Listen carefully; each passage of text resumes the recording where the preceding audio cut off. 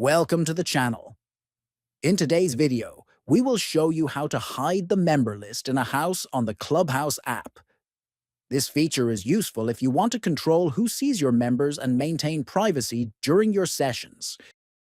First, open the Clubhouse app on your device. Once you are inside, look at the top right and tap on your profile icon.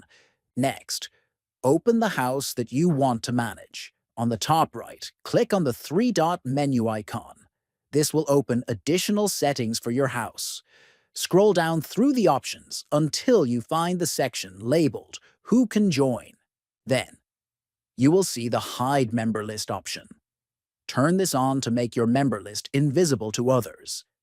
Keep in mind that this option only works when your house is set to approval or invite only.